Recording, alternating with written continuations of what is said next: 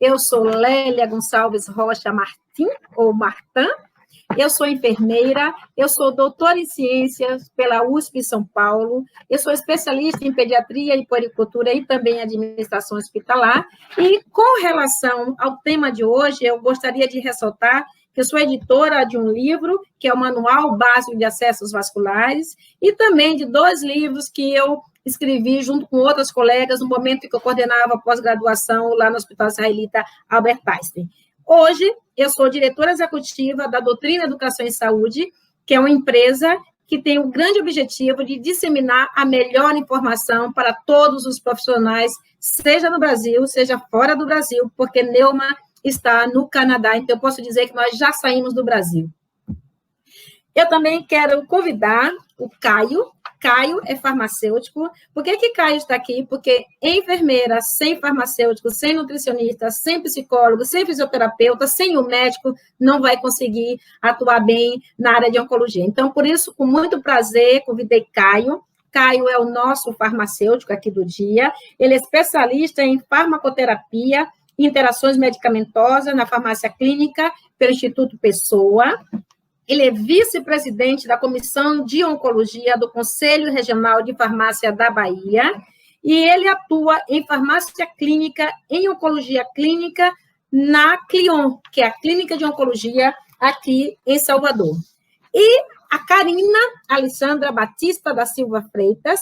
Karina é enfermeira, ela tem mestrado profissional em enfermagem pela Universidade Estadual Paulista Júlio de Mesquita Filho, Unesp. Ela é doutoranda em enfermagem pelo Departamento de Enfermagem da Faculdade de Medicina de Botucatu, a Unesp, e eu gostaria de chamar a atenção ao tema que ela está estudando, que tem tudo a ver com a nossa live de hoje. O tema dela é influência da terapia a laser sobre a ferida cutânea induzida pela doxorubicina em ratos Wistar. Obrigada, Karina, por você estar aqui, e ainda complementando, porque o currículo de Karina também é muito grande. Ela tem MBA em gestão hospitalar, ela tem especialização em formação pedagógica para docência, ela tem especialização em enfermagem e oncologia, e atualmente ela é enfermeira supervisora do ambulatório de quimioterapia do Hospital das Clínicas da Faculdade de Medicina de Botucatu, e também ela é membro do time de acesso vascular. Vocês percebam o quanto é importante termos profissionais de instituição pública e de instituição privada, porque o que nós queremos deixar muito claro é que todos nós podemos dar a melhor assistência, independente de qual instituição que estejamos trabalhando. Obrigada, Karina. E eu gostaria agora de convidar a Cleide Mazuela Canavese. Cleide é enfermeira, ela é especialista em gerências públicas, em informática em saúde e terapias alternativas. Ela é coordenadora da Câmara Técnica de Legislação e Norma do Conselho Federal de Enfermagem. Ela é membro do Comitê Gestor da Crise do Conselho Federal de Enfermagem. Ela é membro do Comitê Técnico de Revisão da Resolução 543 de 2017, que é meu motivo de estudo no mestrado e doutorado, que é dimensionamento de pessoal. E, atualmente, a Cleide é colaboradora do Conselho Federal de Enfermagem. Então, para vocês que acabaram de chegar, nós estamos com esse time, e a nossa ideia hoje, nós vamos colocar a primeira tela do meu slide, é que eu comece falando para vocês sobre a prevenção do extravasamento, depois o Caio vai falar de antídotos, a Karina vai falar de laser, e a Cleide, ela vai falar das questões éticas que estão envolvidas na assistência ao paciente que sofreu um extravasamento. Então, só para esquentar a nossa live, eu queria dizer o seguinte, que extravasamento é uma nomenclatura dada quando uma solução com característica vesicante sai fora de um vaso. E essa característica vesicante é fundamental que a gente tenha esse conceito claro. A vesicante quer dizer, se sai fora do tecido, do vaso, pode dar uma lesão tecidual. Então, quando nós falamos assim, uma droga extravasou. Quando a droga extravasou, quer dizer, foi uma substância vesicante que saiu fora do vaso. É um equívoco quando nós falamos doxorubicina infiltrou, porque ela tem característica vesicante, então eu não posso dizer que ela infiltrou. Quando eu falo solução fisiológica extravasou, eu estou cometendo um equívoco, porque a solução fisiológica ela não tem característica nem de irritante, nem de vesicante. Então, essa palavra extravasar está relacionado à característica da droga de ser vesicante. Eu só posso dizer vesicante se essa droga, de fato, tem característica de causar dano ao tecido, caso ela saia fora do vaso. Bom, como eu disse, eu vou trabalhar muito na questão da prevenção. Para fazer essa aula, eu dei uma volta no passado, na época em que eu era enfermeira de assistência direta, que é uma coisa maravilhosa, que eu tenho muita saudade, né, porque eu adoro prestar assistência ao paciente. Nós, na época, ajudamos a fazer uma política sobre a infusão de quimioterapia antineoplásica. Então, essa infusão, a gente colocava várias questões associadas nessa infusão. Então, o que nós colocávamos? Primeiro, monitoramento. O que é um monitoramento? Eu preciso, primeiramente, antes de qualquer coisa, ter indicador. Então, eu preciso ter uma fórmula para saber quantos extravasamentos acontecem na minha instituição, ou não. Então, eu quero fazer uma pergunta para vocês, mais de 87 pessoas que estão nos acompanhando. Você sabe qual é a taxa de extravasamento da sua instituição?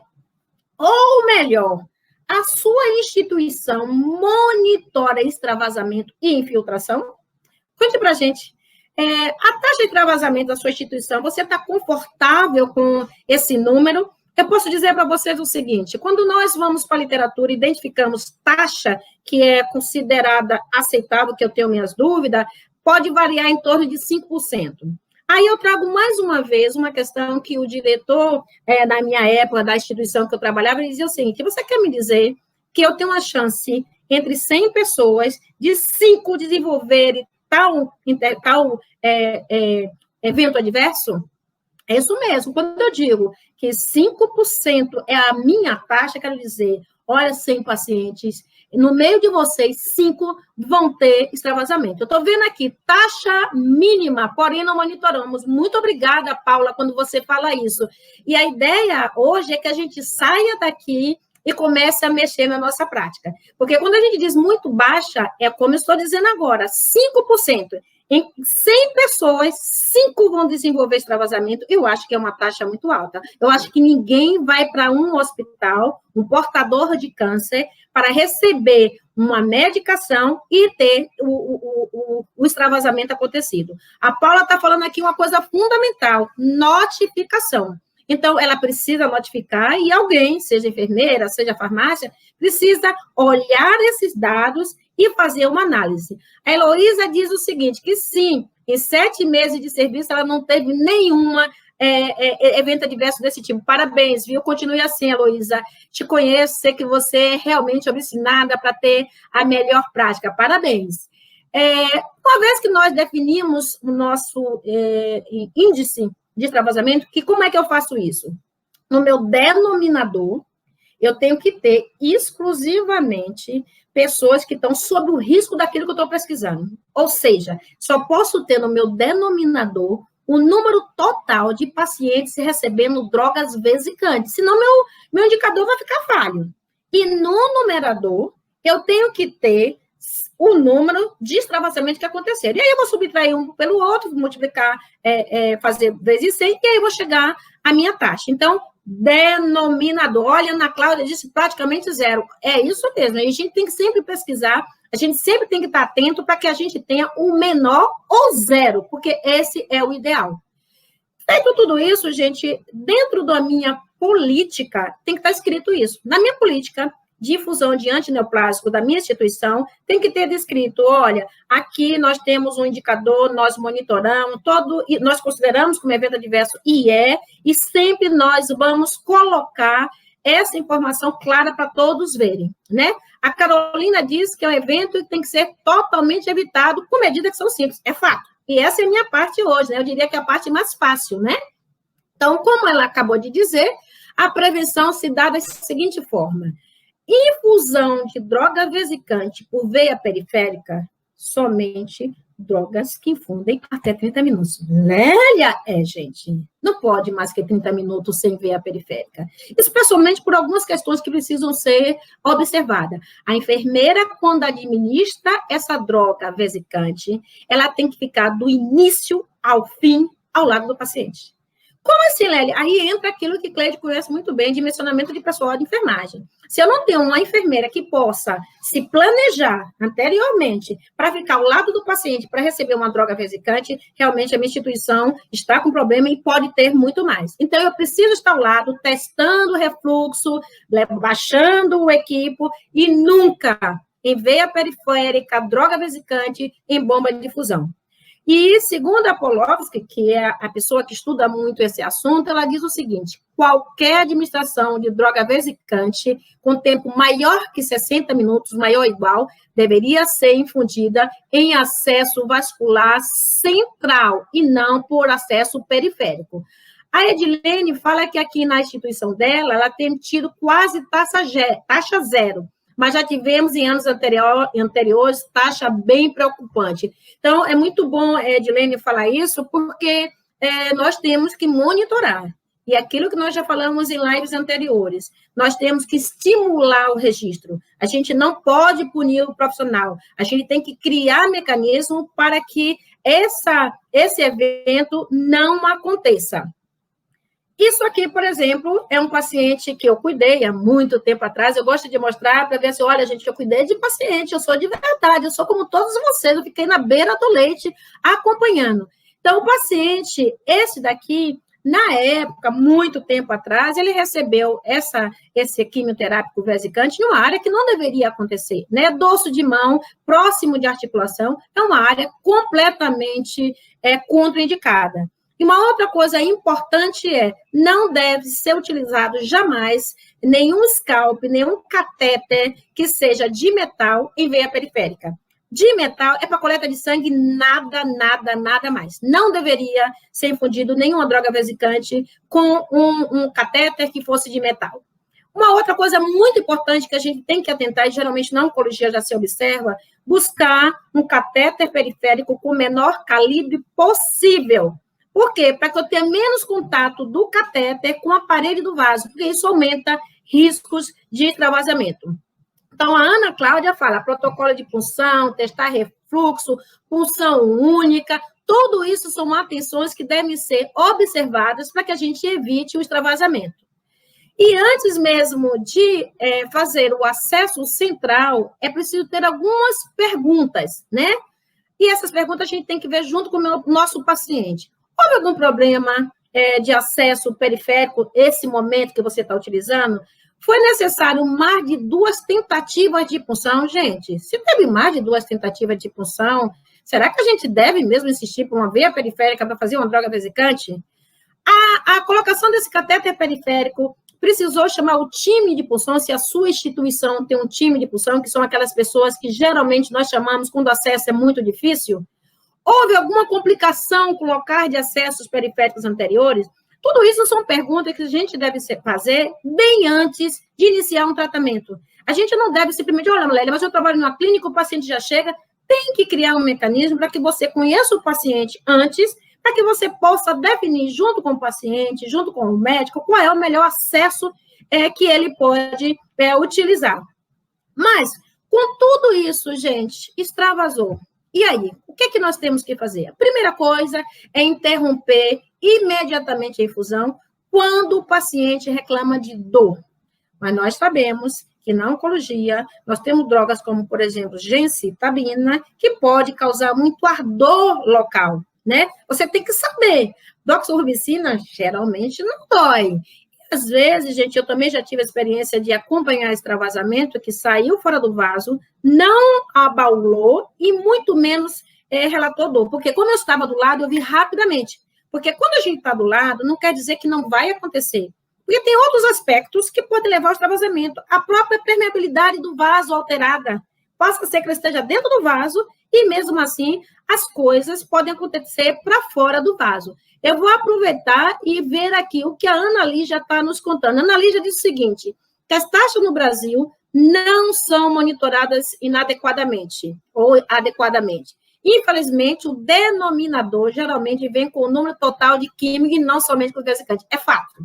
É fato, Ana Lígia. E quando eu trabalhava na instituição, eu era responsável pela coleta de indicadores e eu quebrei muita cabeça para chegar na criação do indicador. Aliás, eu sou uma privilegiada, porque como eu era da assistência, eu sempre pensava, mas espera aí, o indicador, eu vou pegar todas as químicas no denominador, não faz sentido. Eu vou ter um número equivocado. Eu tenho que ter no meu denominador somente as drogas que têm o potencial de ser vesicante ou até mesmo irritante. Do contrário, o meu indicador pode ser falho, né? Então, aconteceu, o que eu preciso fazer? Tentar aspirar o máximo que puder, por mais que você perceba que não venha nada, não faça flush, não injete nada, porque você pode fazer com que essa medicação fique na parede, saia daquela região e vá além daquele lugar que está acontecendo. A Bibiana, ela está dizendo aqui que no nosso hospital temos um fluxo de melhor escolha do catéter. Não iniciamos mais quimioterapia vesicante em acesso periférico. Que espetáculo, né? Isso, com certeza, para a Bibiana é uma vitória. Eu tenho certeza que Bibiana, que Leonardo Raul, lá no Hospital Mãe de Deus, tem uma preocupação muito grande com isso e eu tenho certeza que a instituição que consegue fazer essa alteração que ela acabou de dizer depende muito do quanto o enfermeiro é respeitado nessa instituição. Depende muito de quanto existe a integração entre os profissionais nessa instituição. Como a Ana Lígia está falando muito bem, que é importantíssimo treinar os profissionais para a detecção precoce de extravasamento. Isso é fundamental, né? E aconteceu, remova o catéter, seja periférico, seja agulha do portocate, e nunca aplique pressão na área, porque isso pode piorar essa lesão que aconteceu.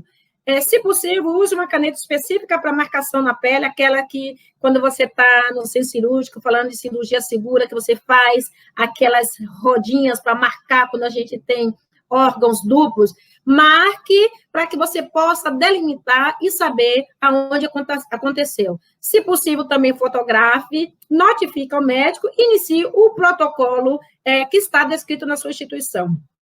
Mais uma vez, eu reforço que se o protocolo não estiver descrito, nós vamos ter problema, porque não é nessa hora que eu vou saber qual é o antídoto a utilizar, qual é a compressa que eu vou utilizar. Isso já tem que estar sabido por todo mundo, onde a gente conseguiu, como a Ana já falou, fazer isso no treinamento. A Alessandra, ela diz o seguinte, onde trabalho, só enfermeiros treinados aplicam e ficam com o paciente durante o tempo de aplicação. Perfeito. Com certeza, a sua instituição vai ter menos complicações, vamos pensar, menos, porque às vezes independe de todos esses critérios, e tem uma coisa interessante, gente, eu uma vez fiz um Vinorebine em uma criança, e aí o que aconteceu? Era a última quimio dessa criança, ela tinha um tumor cerebral, ela era uma criança obesa, e aí eu via que ela não tinha acesso vascular nenhum.